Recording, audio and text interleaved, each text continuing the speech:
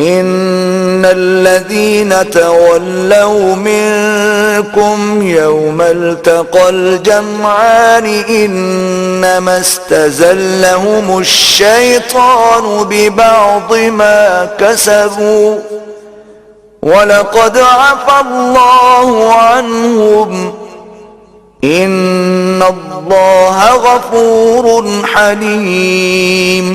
جو لوگ تم میں سے احد کے دن جبکہ مومنوں اور کافروں کی دو جماعتیں ایک دوسرے سے گتھ گئیں جنگ سے بھاگ گئے تو ان کے بعض افعال کے سبب شیطان نے ان کو پھسلا دیا، مگر اللہ نے ان کا قصور معاف کر دیا، بے شک اللہ بخشنے والا اور بردبار ہے۔ یا ایھا الذین آمنوا لا تکونوا کالذین کفروا وقالوا لإخوانهم اذا ضربوا في الارض او كانوا غزا لو كانوا عندنا ما ماتوا وما قتلوا ليجعل الله ذلك حسرة في قلوبهم والله يحيي ويميت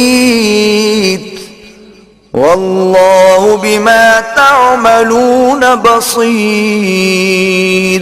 مومنوں، ان لوگوں جیسے نہ ہونا جو کفر کرتے ہیں اور ان کے مسلمان بھائی جب اللہ کی راہ میں سفر کریں اور مر جائیں یا جہاد کو نکلیں اور مارے جائیں تو ان کی نسبت کہتے ہیں کہ اگر وہ ہمارے پاس رہتے تو نہ مرتے اور نہ مارے جاتے۔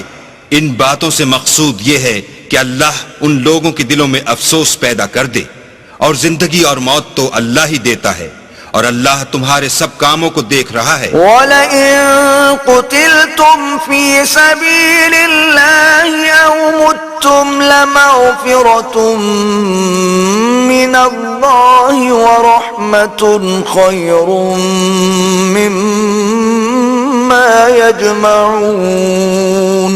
اور اگر تم اللہ کے راستے میں مارے جاؤ یا مر جاؤ تو جو مال و متاع لوگ جمع کرتے ہیں اس سے اللہ کی بخشش اور رحمت کہیں بہتر ہے۔ وَلَئِن مُتُّمْ أَوْ قُتِلْتُمْ لَإِلَى اللَّهِ تُحْشَرُونَ۔